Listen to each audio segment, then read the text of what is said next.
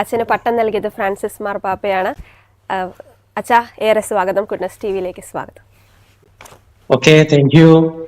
Pop ഫ്രാൻസിസിന്റെ ഒരു അനുഗ്രഹം നേരിട്ട് ലഭിച്ച ഒരു വ്യക്തി എന്ന നിലയിൽ ഫ്രാൻസിസ് മാർപ്പാപ്പയെ കുറിച്ചുള്ള വ്യക്തിപരമായ അനുഭവങ്ങൾ ഒന്ന് പങ്കുവെക്കാമോ?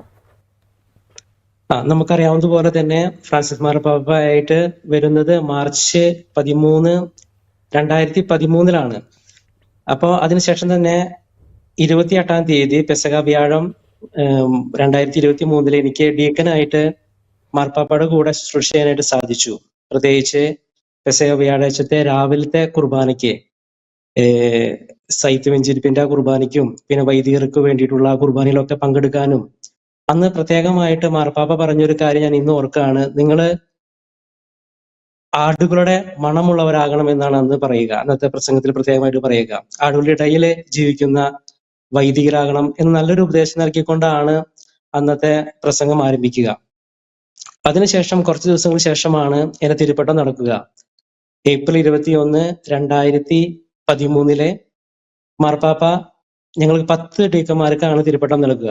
അതിലാദ്യത്തെ മലയാളിയാണ് ഞാന്. എൻ്റെ നാട് തൃശ്ശൂരാണ്. ഞാനിപ്പോ റോമ രൂപതയിലെ ശുശ്രൂഷ ചെയ്തു വരുന്നു. അപ്പൊ അന്നത്തെ ദിവസം തിരുപ്പട്ടത്തിന് തൊട്ട് മുൻപ് മാർപ്പാപ്പ ഞങ്ങൾക്ക് നൽകുന്ന ഒരു നല്ലൊരു ഉപദേശമുണ്ട്. അത് ഇന്ന് ഞാൻ ഓർക്കുകയാണ്. തിരുപ്പട്ടം സ്വീകരണത്തിന് തൊട്ട് മുൻപ് മാർപ്പാപ്പ ഞങ്ങളെ 10 പേരെയും വിളിച്ച് ഓരോരുത്തരെയും വ്യക്തിപരമായിട്ട് സംസാരിക്കുകയും എന്നോട് ചോദിക്കുക പ്രകാരമാണ്, നീ എവിടെ നിന്നാണ് വരുന്നത്? അപ്പൊ ഞാൻ പറഞ്ഞു, ഇന്ത്യയിൽ നിന്നാണ്.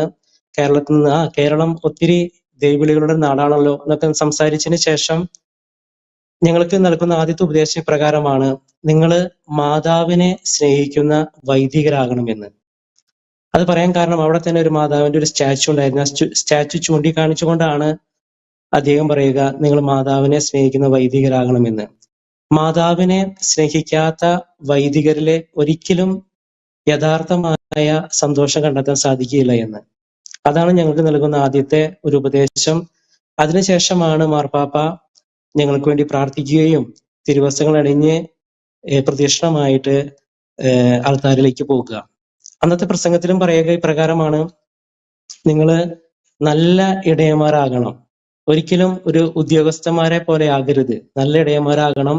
പിന്നെ അതുപോലെ തന്നെ നിങ്ങൾ കരുണയുള്ളവരായി തീരണമെന്ന്.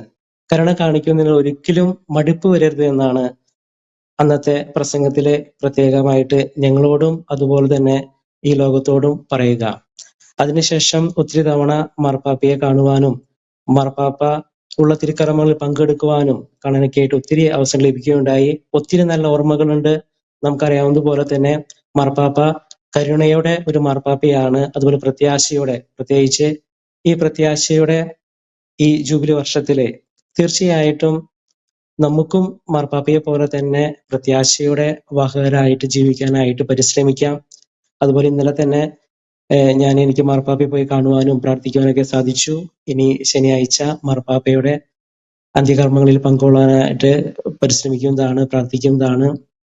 അപ്പൊ ഈ ഒരു നല്ലൊരു അനുഭവം തീർച്ചയായിട്ടും എനിക്കും അതുപോലെ തന്നെ നിങ്ങൾക്കും നല്ലൊരു അനുഭവമായിട്ട് തീരട്ടെ എന്ന് ഞാൻ പ്രാർത്ഥിക്കുന്നു.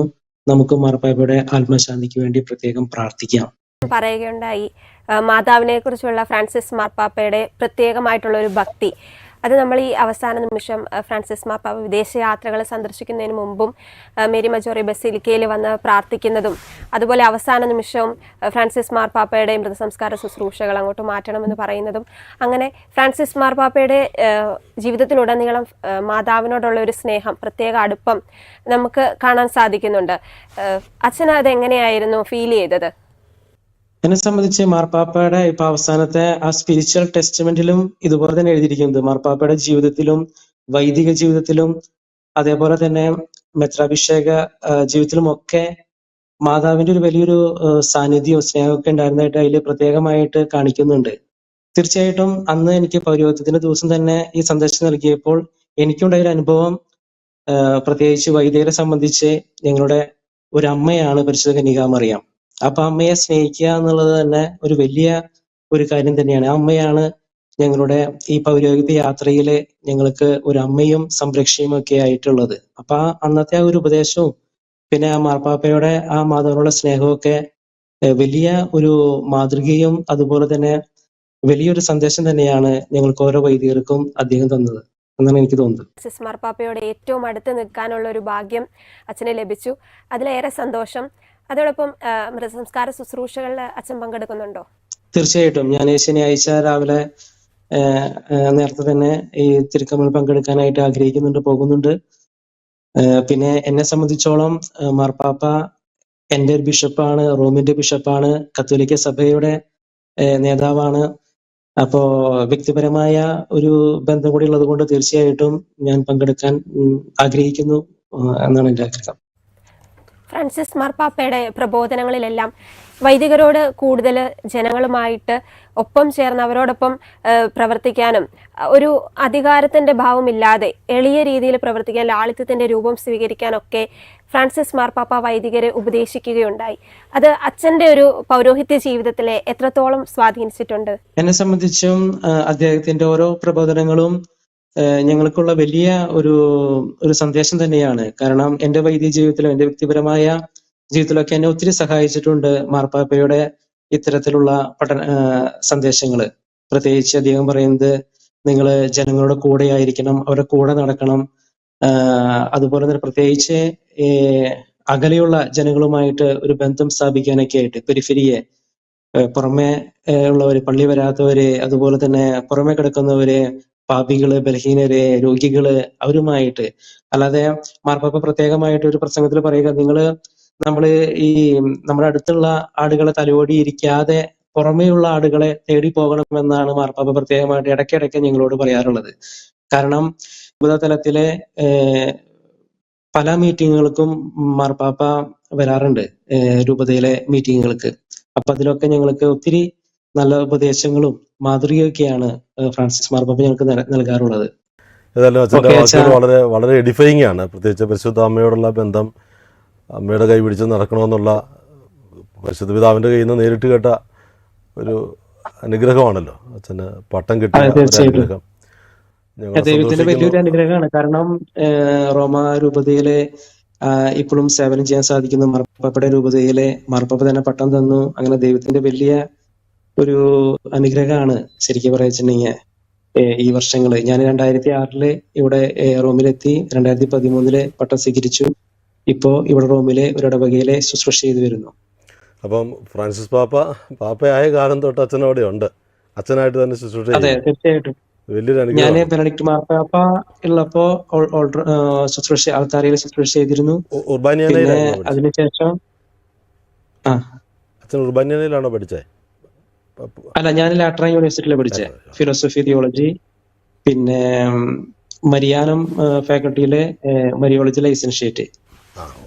ഇപ്പൊ പഠിക്കുന്നുണ്ടോ? ഇപ്പൊ പഠിക്കുന്നില്ല, ഇപ്പൊ ഇടവകയിലെ ശുശ്രൂഷ ചെയ്യുന്നു. റോമിലെ ചാൾസ് ബൊറോമേയോ എന്ന പള്ളിയിലെ ശുശ്രൂഷ ചെയ്തു വരുന്നു. വലിയ അവസരമാണല്ലോ. അപ്പൊ പ്രാർത്ഥനയിൽ ഞങ്ങളെ കൂടിയൊക്കെ ഓർക്കണം. തീർച്ചയായിട്ടും എന്നെയും കൂടി ഓർക്കുക. ഓക്കെ, അപ്പൊ നമുക്ക് ആളുകളുടെ പൾസ് എങ്ങനെയാണ്? ഒത്തിരി ആളുകൾ വരുന്നുണ്ടോ? ഒരു വികാരമൊക്കെ എങ്ങനെയാണ് അവിടെ നിന്ന്? ഒത്തിരി ജനങ്ങളുണ്ട്. കണ്ടിന്യൂസ് ആയിട്ട് ഇങ്ങനെ ജനങ്ങൾ ഇങ്ങനെ വന്നുകൊണ്ടിരിക്കുന്നുണ്ട്. ഇന്നലെ ഞാൻ വൈകിട്ട് ഞാൻ പോയേ, അപ്പൊ തന്നെ വൈകുന്നേരമൊക്കെ ഒത്തിരി ജനങ്ങൾ ഇങ്ങനെ. ഇന്ന് പോയവരെ കുറെ പേരൊക്കെ കേട്ടു. അവരൊക്കെ പറയുന്നത് ഒത്തിരി ലൈൻ 3 മണിക്കൂറും 4 മണിക്കൂറൊക്കെ നിന്നിട്ടാണ് അവർക്കൊക്കെ അവിടേക്ക് അടുത്തെത്താൻ പറ്റണേന്നൊക്കെ പറഞ്ഞ്. പിന്നെ അധികം നേരം നിർത്തണമില്ല, അവിടെ ചെന്ന് ജസ്റ്റ് ഒന്ന് കണ്ട് അപ്പൊ തന്നെ എല്ലാവരെയും ഇങ്ങനെ മാറ്റിക്കൊണ്ടിരിക്കുകയാണ് അവിടെ. കാരണം അവിടെ ഒത്തിരി ജനങ്ങളുള്ളത് കൊണ്ട്. ഇനി തീർച്ചയായിട്ടും ഒത്തിരി ജനങ്ങൾ ഇനി വരും. പിന്നെ നാളെ പിന്നെ ഇവിടെ അവധിയാണ്. അപ്പൊ തീർച്ചയായിട്ടും നാളെയും മറ്റന്നെയൊക്കെ ഒത്തിരി ജനങ്ങൾ ഇവിടെ ഉണ്ട്, റൂമിൽ വരാൻ സാധ്യതയുണ്ട്, ഒത്തിരി പേര്. പിന്നെ ഈ മാർപ്പാപ്പനെ എല്ലാവരും, അതായത് കത്തോലിക്കര് മാത്രമല്ല അക്കത്തോലിക്കരും ഇഷ്ടപ്പെടുന്ന ഒരു മാർപ്പാപ്പ ആയതുകൊണ്ട് തന്നെ ഒത്തിരി പേര് ഇവിടെ ഉണ്ടാവും തീർച്ചയായിട്ടും ഈ ദിവസങ്ങളില്.